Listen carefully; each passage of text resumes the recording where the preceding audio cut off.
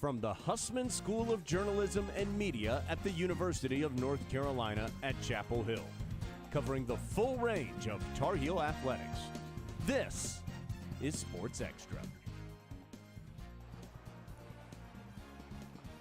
It is the most wonderful time of the year. It's Duke Week, and UNC basketball is number 3 and on a 10-game winning streak. Good morning and welcome to Sports Extra. I'm Isabella Geskos.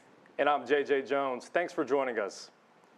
Ranked 3rd in the country, number 1 in our hearts, and undefeated in the ACC, men's basketball looked to continue the hot streak against Florida State on Saturday.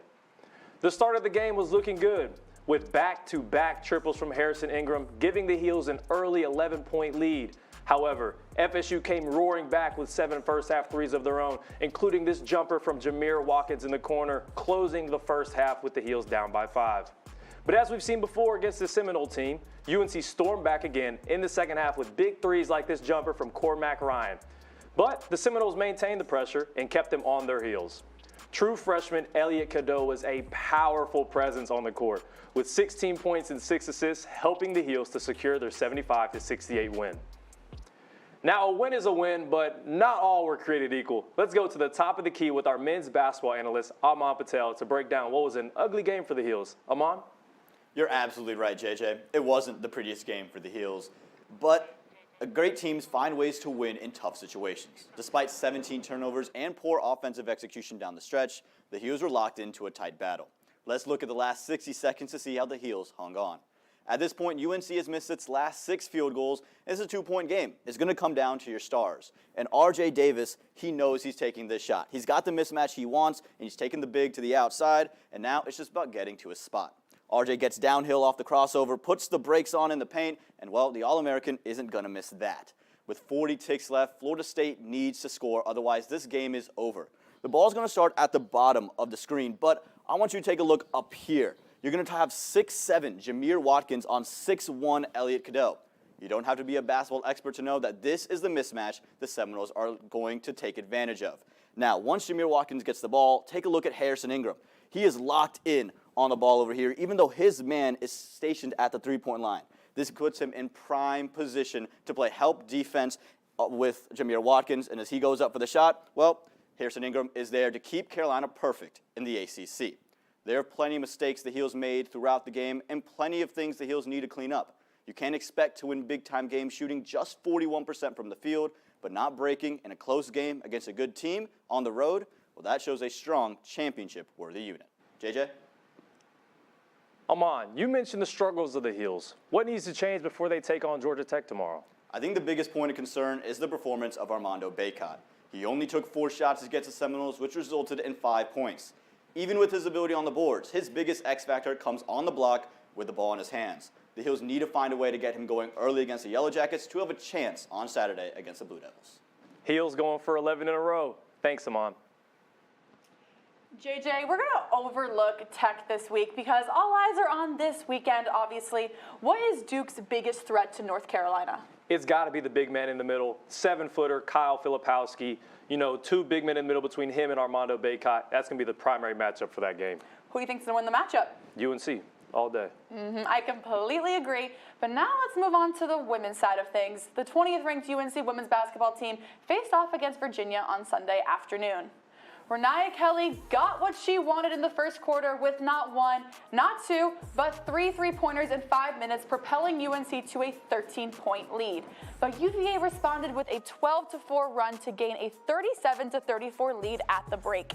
UNC stayed cold offensively after halftime, unable to contain UVA's 57% three-point shooting. Despite trailing by just 3 points heading into the fourth quarter, UNC managed to score only 9 points while conceding 21 to UVA, resulting in a double-digit loss. It was a disappointing finish for a team who was atop of the ACC. Our women's basketball analyst and secondary MC, Daniel Masterson, will take us down the lane to showcase what went wrong. Daniel? Bella, that's a good way to put it. This is as bad a loss for this Tar Heel team as they could have had. Virginia was 1-7 in the ACC. They were bottom 3 in the conference, and they were missing their leading scorer, Cameron Taylor. How was Virginia able to get it done? They were 11 of 19 from 3, and it stemmed from some poor defensive execution from the Heels. So Carolina tried throwing a lot of different defenses at Virginia. Here they're in man coverage, and you're going to see Sam Brunell here. She is going to set this screen, and then she is going to pop out to the wing, trying to get a good look at three. Now, when you see them take the ball up, Gokdang wasn't drop at first, but then they try to switch, and you just can't try to switch up your coverages right at the end there. That's an easy three. The Heels also tried to play a little bit of zone defense. Here they're in a 2-3, and you see Gokdang, she's out on the corner man, but as the corner kicks it back out to the top, Gokdang's going to play help coverage over there, and look at that, she can't get out to the three. Now, you're late in the fourth quarter, it's a tight game, you're playing a 3-2 zone, and they actually force a pretty tough look. She's going to take a pull-up mid-range jumper that doesn't hit, but you have to finish off defensive possessions with a rebound. They don't, and that's over to Sam Brunell for another dagger three to put Virginia up big. The Heels have two huge games against NC State and Virginia Tech in the next week, and if they want even a fighter's chance, they have to lock in on defense. Bella? Daniel, what does Carolina need to do to get back to the success they were having earlier in the season? Look, obviously, they have to improve on those defensive lapses, but really, they need their best players to play like it. 2 for 13 for Deja Kelly is not going to cut it against top opponents. She's simply going to need to play and shoot better if this team wants to go anywhere. Thanks, Daniel. One loss doesn't end the season, but it does expose some weaknesses. The basketball players aren't the only ones working hard on the court. Josh Dutton talked with a men's basketball manager about how he keeps players safe during the game. For UNC sophomore Will Chapman, that's the sound of a job well done. Amongst all the glitz and glamour of UNC men's basketball, Chapman has a rather humbling but significant role as a manager for the team. And once game starts, every time someone falls, I'll run out there. Me and my partner run out there, and I'll wipe the sweat, make sure no one else slips and falls. Chapman finds himself at the Dean Dome early, managing the JV basketball team before preparing for the famous Tar Heels later on. Having been a lifetime Carolina fan, Chapman says that this has been a dream come true. One of my favorite parts is probably just being around the program as a whole. I've grown up a Carolina fan and grown up a big huge fan of Carolina basketball, so it's really cool to be a part of it. Whether it be doing something super small, it's like making a cooler, or wiping the floor on them, but it's just a lot of fun just to be around the team, whether it be JV or varsity, do whatever they need to do. Carolina basketball couldn't function without people like Chapman, and his role of keeping the court dry ensures our favorite players don't risk injury on the slippery floor. Chapman's story is just one of many that highlights what goes on behind the scenes of game day in Chapel Hill. As a JV manager on the team, he told me that he wants to gain more opportunities with the varsity team and that he's always going to continue to keep those Carolina courts squeaky clean. I'm Josh Dutton, reporting. Let's hope that just like Chapman, the Heels can wipe the floor with Georgia Tech tomorrow. The #1 ranked women's tennis team wanted to send the Oregon Ducks flying back west on Friday. Carolina made quick work of the visitors in doubles with top-ranked doubles team Elizabeth Scotty and Reese Brantmeyer going 6-0 in their set. The Heels headed into singles play where the dominance continued. Carolina swept the Ducks, not allowing Oregon to win one set. Annika Yarlagata finished first hitting the ball out of her opponent's range, and she was followed by Scotty, who had this clutch backhand, and Forbes, who also had a great day. Moving to Saturday, the team took on Kentucky, looking to book tickets to Seattle for the ITA Indoor Championship. Abby Forbes and Riley Tran secured the doubles point for UNC with shots like this overhead from Tran that ended in a little celebration. But in more grueling competition, singles went back and forth, but Fiona Crawley rallied, ending with an overhead to fire up the crowd.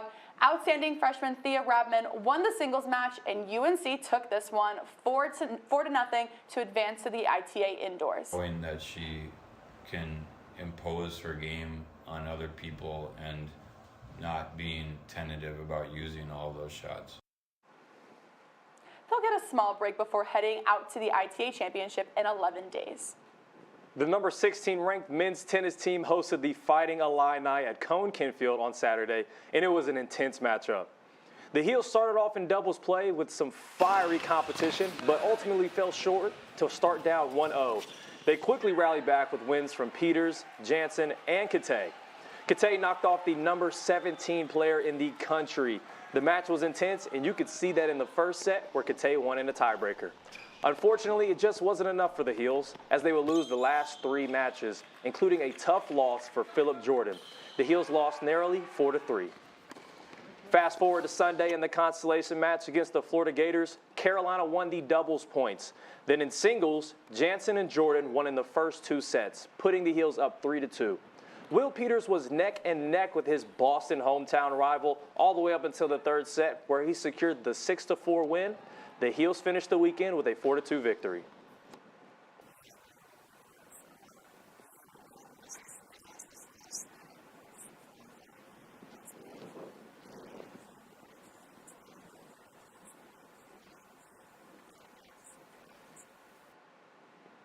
The team will face Illinois this weekend.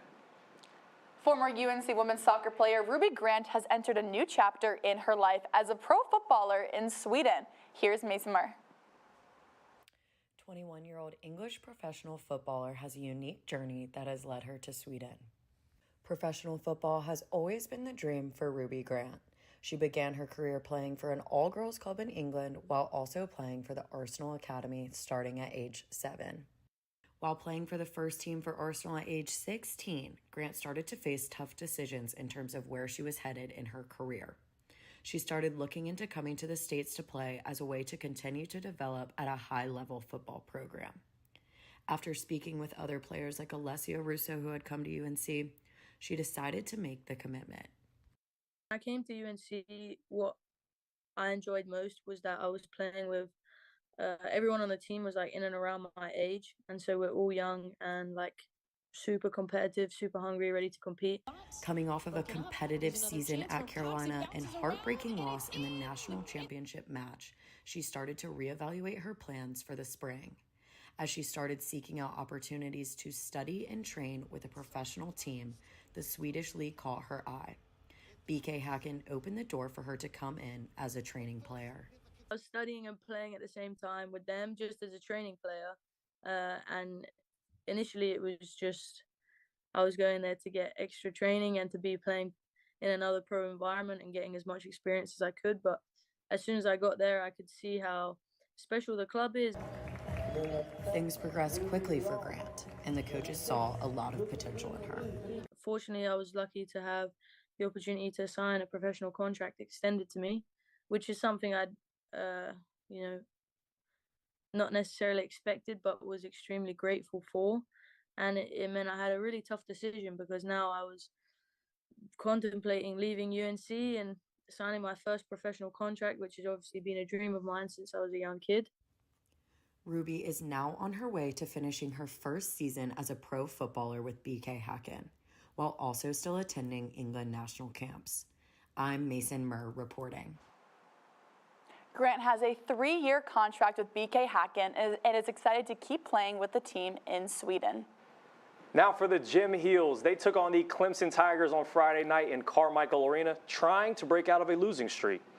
Carolina started out on vault. Isabella Schaefer excelled with a 9.75 and a perfect landing, but then the Heels struggled on bars with fall after fall. But still, Julia Noer showed out with her 9.7 routine. This changed during beam when Cameron Rueda had an outstanding routine, earning herself a 9.75. Finally, the infamous Carolina floor routines did not disappoint, and Gwen Fink proved this theory. However, the Heels could not get it done and unfortunately lost to the Tigers 196.55 to 194.25. The UNC swim and dive team made a splash on Friday against the Blue Devils in the dual season finale.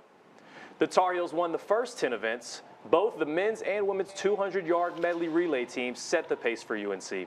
Keith Williams and Lily Reeder placed first in the 1,000, and nothing was slowing down freshman Bill Delmar in the men's 200-yard breaststroke, where he placed first and finished off a dominating event for the Heels. Looking at diving, Rodolfo Vasquez pushed a win against Duke. Now the Heels will take on Virginia on February 9th. The UNC wrestling team faced number 12 Virginia Tech in the ACC opener on Friday. UNC junior Gavin Kane secured an 11-8 sudden victory against Virginia Tech's TJ Stewart. However, this Hokies team was unstoppable on the mat. 5th-ranked Lachlan McNeil fell, as did every other Tar Heel. The Hokies dominated 33-3. And on Sunday, number 29, Spencer Moore, put up 5 crucial points in the 125 weight class with a technical foul against Navy's Hayden Benter. In the upset of the afternoon, UNC's Isaiah Xtra was pinned 42 seconds into the first period of the 165 round. In the third period of the 174 round, Tar Heel Tyler Eichens scored an overtime takedown to send midshipman Danny Wask down. Eichens achieved his first ranked victory of the season, and Carolina took the victory 20-17, and they traveled to number 8 NC State on Friday.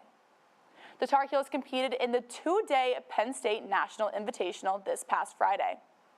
Kyle Reinheimer and Michaela Page were the highlights for UNC, securing first-place spots in the men's and women's 600-meter alongside Michael Spragley, who brought the victory home for the men's 1,000-meter. Many other Tar Heels performed well, so it's a strong sign for future meets. UNC men's basketball is still on a roll, but there is one wrestler who could take the throne for the top player this week. Let's take a look at our 2 candidates for play of the week. Here, we'll see RJ doing what he does best, making big-time plays. He'll get his defender off balance by going between his legs not once, but twice, then into a step-back 3 that just kisses the bottom of the net for this clutch play. Speaking of clutch performers, wrestler Tyler Eishen needs to be put in that same category. Eishen secured this game-winning takedown in overtime against the Navy midshipmen to give the Heels the close 3-point win. To vote for the play of the week, make sure you go to our Instagram stories this week, and we will reveal the winners on Friday's show. Imagine combining the demands of competitive volleyball and being with ROTC. Sports Extra reporter Olivia Stone tells us about one club volleyball player who does both and does it with a smile. Student athletes are known for their time management, but Anna Unger has taken it to another level. Not only is she on the club volleyball team, she's also a part of the Air Force ROTC. So I've always wanted to do something military, and I applied for a scholarship for Air Force, and they gave me one. I also got into UNC, so I just thought it was a great opportunity for me to get integrated in college. Anna had to make some big decisions when it came to choosing to play both volleyball and do ROTC. I committed to the United States Coast Guard Academy for volleyball. I was committed for probably about a year. And I realized that I did not want to go there. My passion was really with the Air Force, so I applied for a scholarship. I got it. I got into UNC, but I didn't want to give up volleyball completely, so I researched some stuff that I could do, and I saw the club volleyball opportunity. But she didn't know how it could affect her life, for better or worse. My favorite thing about both of them is definitely the people. I've met some really cool people. My least favorite for both is definitely the lack of sleep I don't get. Anna's roommate Tori gives us an inside look into her life. Well, I mean, first it was just volleyball, and then when she got in ROTC, it was a lot of time commitment, and she just kept a positive attitude through it all, even though, like, I know Saturday she woke up at 4:30 in the morning, but she's very quiet, so she's not waking anyone else up, which is amazing. Even though Anna only has a few hours to relax, she wouldn't have it any other way. I'm Olivia Stone reporting. JJ, can you do that? Look, I might be able to play football, but that takes some serious athletic ability. I think you're slacking just a little bit, no? Maybe just a little bit.